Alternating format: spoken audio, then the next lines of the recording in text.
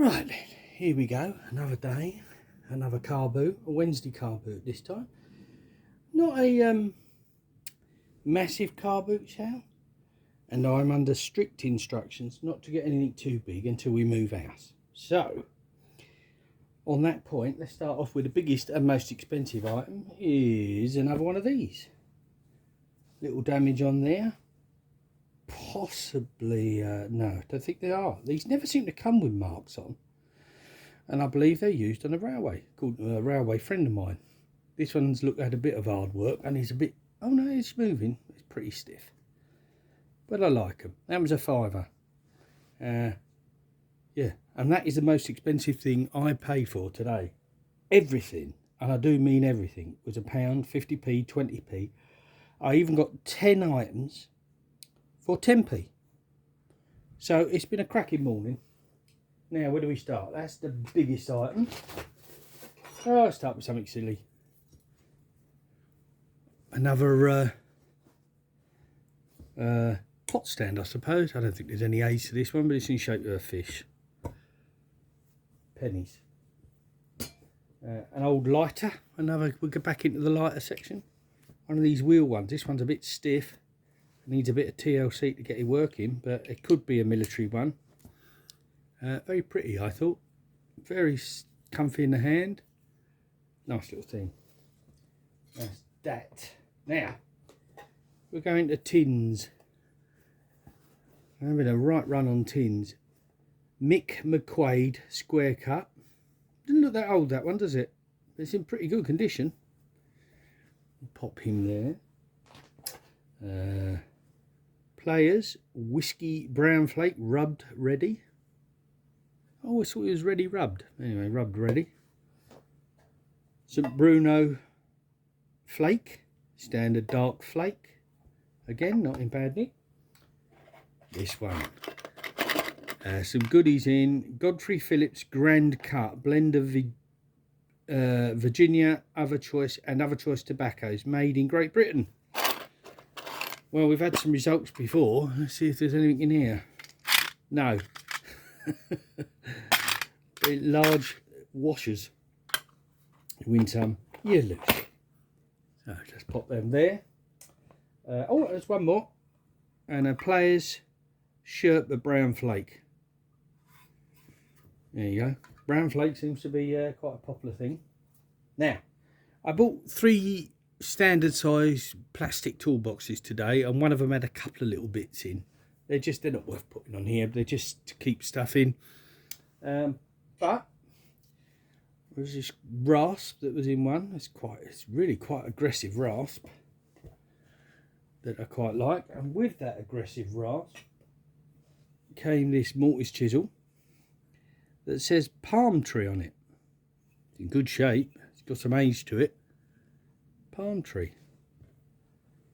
Now, what else did I find from in the bottom of there? Yeah, a really aggressive rat tail file. I mean, really aggressive. Never been used, I don't think. The handle's quite old. But nice thing. Pop that there. Let's pop them out of the way.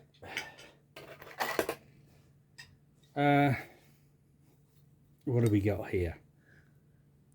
Backhoe, I think it is. Yes, it is a backhoe, look. I think this is quite one of their newer type ones. Very seized up. Never been used by the look of it. Been sitting around in someone's shed for a very long time.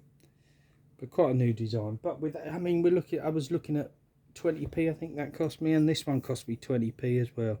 Another backhoe. This one could be a bit older. V Steel Sweden. Yeah, backhoe Sweden. Again, been sitting around in that fella's garage for a long time. Little bog standard hammer, but it's a braids one. 1739 says on there. I wonder if that's when the company started. I don't know braids very well. A lot of people know them for their axes. But yeah, little braids hammer. Done those. Another cabinet screwdriver, nothing particularly special. Marples, I believe. You can see that on there. Some more writing on that side. I can't really read it. if anyone can. There you go.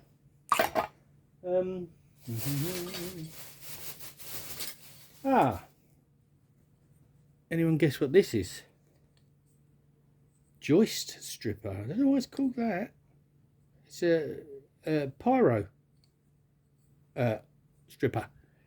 You put your pyro through whichever corresponding hole the size of your pyro is, and then you pop that on. You always have to start the copper piece off, and then you ring it to strip the outer layer of the pyro, the copper. Used to use them as an electrician many years ago. Haven't got any though. I don't know why. So I need a set. I need a ringing tool. I think I need a ringing tool. Just that's it. I'm done then. I've got the set. 3, 2, 1 Abingdon. Various different knurling patterns. The 2 knurlings or the 3 knurlings. Yeah, 3 in there. Abingdons. Honestly, it was like 50p for the lot. It's been a monster day for cheapness today. There wasn't many stands out, but they weren't charging a lot, which was really nice. Let's have a look at what else I've got here. Again, this is like the 10p. That wasn't a bad one. Plumber's water pipe, quite a small one. It's rusty, but in good nick. It's got cutters on the side, which I've not seen on there before. It's quite no, I've got it because of the size. I haven't got one that small. A tidy little pair of long nose pliers in very good condition. Look at that sweet joint. Got no light coming through that. Very nice. No makers that I can see on it. And these weird cutters, they need a bit of cleaning up. Jointed cutters. Why? I suppose you get a bit more purchase on them, but again, I haven't seen a maker on there yet. But I'm working on it. A bog standard little yellow Rubicon Phillips or a Posi. Just a nice little thing. And this one, oh, it's a splitting it. I didn't see that. And there's a damaged end. I thought that's a very short screwdriver from Stanley. And then now I'm thinking about it, it's probably been hammered through at the end and that's why it's split. So, yeah, silly thing. But again, so cheap, doesn't really matter. Let's pop them away. Now, 10p. Can't argue with 10p.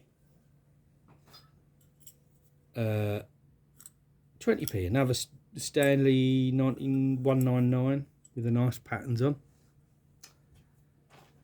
The obligatory Walker's toffee hammer. A Stayed. No, 5,000 volt, British made, Stead, little terminal drivers that I'm coming across more and more.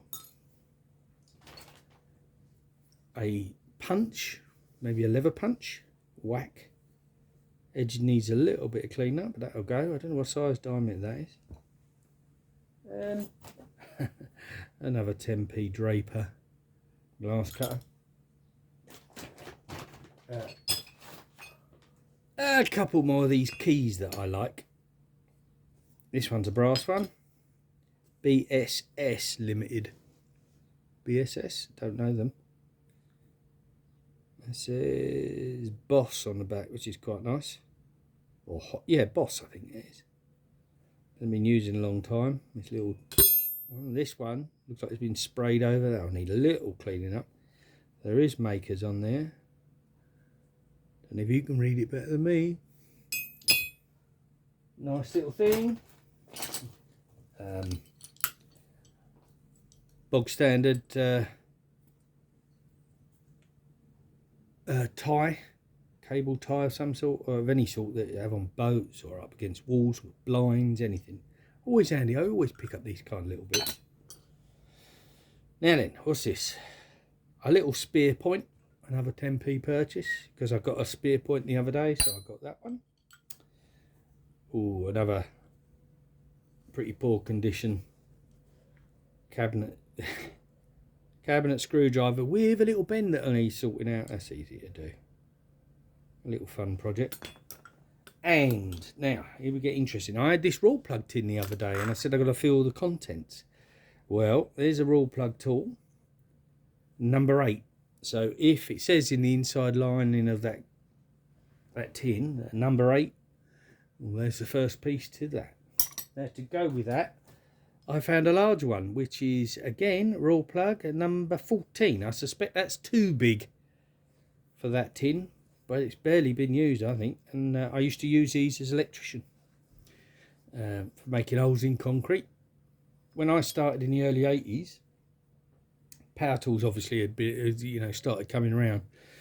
But the old electricians used to hold these upside down and then whack it with a hammer backwards like that. So that you'd hold that and you'd be whacking it and turning it. So your hammer, you could see that. I don't know if I'm in the right place. They'd hold it back to front and hit it that way. And twist and turn, twist and turn. I don't know if that shows very well, but that's how they used to do it when I started out. They had forearms like Popeye. And I think finally today... Oh no, what am I talking about? Yes, finally.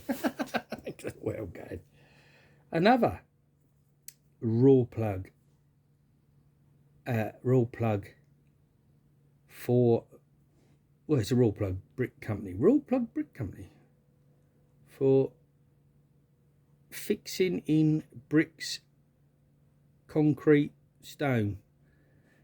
SE Rawlplugs. It's one of those gauges. I assume that's for there you go, look. Right, that's the number 6 then. Well, we said number 8, didn't it?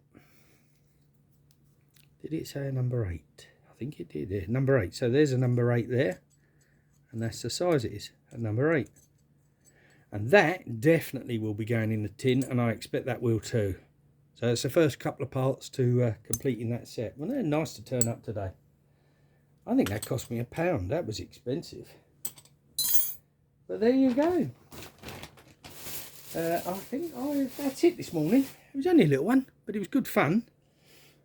Tins are always nice to get, and it's always nice to have the prices on the sensible side.